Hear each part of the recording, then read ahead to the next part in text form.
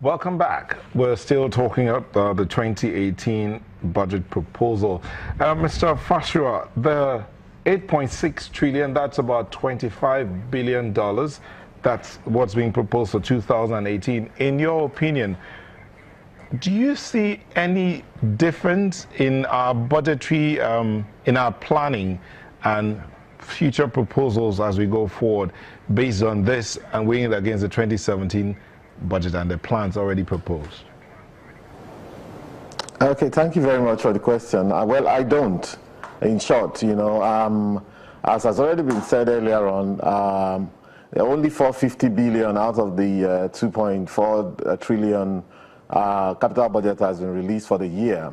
It got me wondering, how come we don't have actuals being presented side by side with budgets? Because what that means is if you propose 2.4 trillion or thereabouts and you spend 450 billion, you've underperformed because you've only spent less than a quarter. That means that last year's budget, at the end of the day, even if it runs to the middle of next year as proposed, and they're only able to spend half of that capital budget, then that means that last year's budget should be reviewed downward in actual to perhaps maybe 3/4, because maybe they would have spent the full recurrent and the capital wasn't spent maybe only 50%. As a matter of fact, even in the ministries here in Abuja, I understand that only 5 months of recurrent has been released. So you just wonder where all the money is gone to. However, the president did say that there were serious revenue shortfalls, which actually just tells me that the country is in a downward spiral of underdevelopment. Mr. Boyo just compared what we're doing right now to what happened in 2011. Perhaps it's even worse, because the country needs to be growing. Inflation has probably grown maybe 100% from 2011 if we are looking at 15% year on year. So we're on a downward spiral. No wonder there's more occurrence of poverty, even though a few people seem to be digesting. I think that the problem has to do with the dreams of our people, the people running government. They're having smaller dreams. Again, I've done a bit of research on this. Again, I'll repeat, Angola is budgeted $44 billion this year, 2017. South Africa budgeted $115 billion this year, 2017. Algeria budgeted for $63 billion. Egypt budgeted about $45 billion. Anybody can just Google it. So why is Nigeria, with the so-called largest GDP in Africa, budgeting 23 billion or thereabout this year, 25 billion for next year? And that means, and in per capita terms, we budgeted $100 per person this year, and perhaps maybe $120 next year, when countries like South Africa is budgeting $1,900 on a national level for each of its citizens. So no wonder the results that we have. Now, Dr. Alafi, of this 8.6 trillion, we're told that 3.4 will go for recurrent and about 2 for debt servicing. That leaves 2 point something for all the other things, including capital expenditure. I mean, what is the meaning, what is the implication of this on the economy and on the nation? Thank you very much.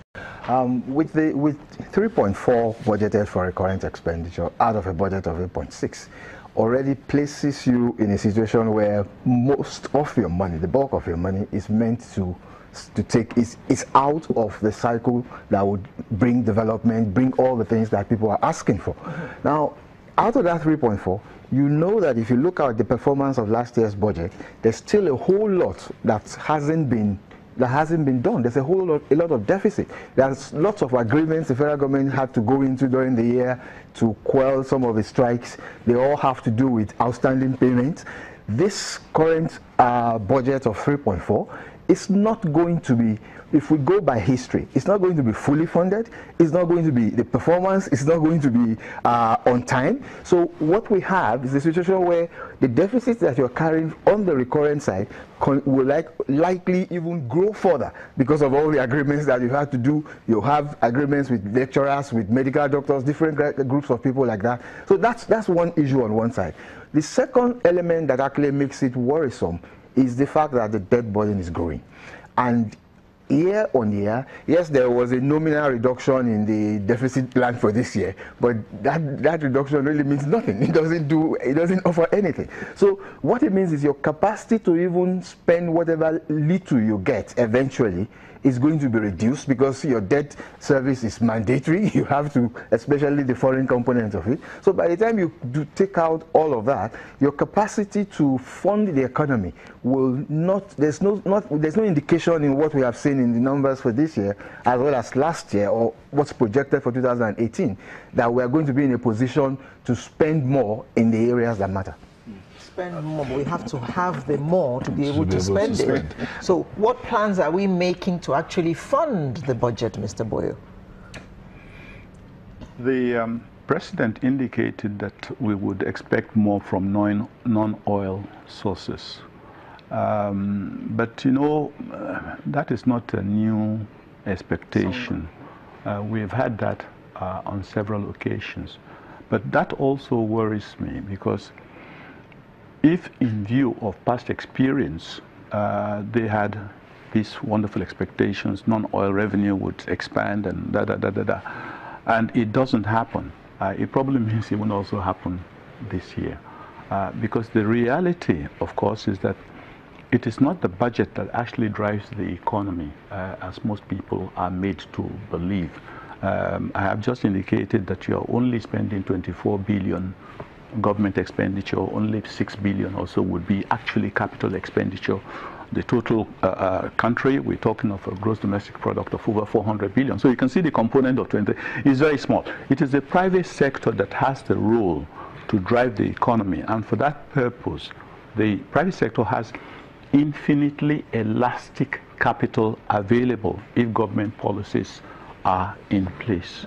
Okay, so you find that the expectation of most Nigerians that, oh, budget, budget, budget, whereas the real McCoy of what drives an economy is the real sector. And unfortunately, the real sector, which is also supposed to create jobs and create the opportunities for people to receive income and pay taxes, they can't actually do that if you don't have that enabling environment. And what is that enabling environment?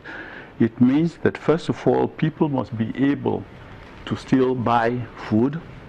If every year 16% is purchasing power is coming out of your income, every 5 years you lose, well, almost 50 or 60%. You certainly cannot buy as much bread as before. You certainly cannot buy as much gari as before. And this trickles down the line to make sure that the economy will collapse. On the other hand, if you had a situation where inflation remains at 1 or 2%, yeah, everybody's happy. You know, I asked a question the other day to a group I was talking to. I said, how many of you have been directly impacted as bad as Boko Haram is by the activities? And out of an audience of about 200 people, nobody put up their hands. And then I said, how many of you have been impacted by Niger Delta militants as bad as they are? And nobody put up their hands. Then I said, how many of you have gone into the market, supermarket or open market, and when you come out, you look at the basket of goods you have, and you wonder if somebody has stolen your money. And everybody. So really, the easiest way of reaching the people is to ensure that the purchasing power of whatever little income they have actually goes a little way. And because when you do that, you also support the industries, because it's the consumption demand that also drives people to want to set up factories and so on and so forth. But these people will not take that step if they also have to take the suicidal step of borrowing at 20-something% in order to... So you find in one aspect, people focus on the budget, 24 billion. Meanwhile, what actually drives the economy, you ignore that. And it is out of those components, those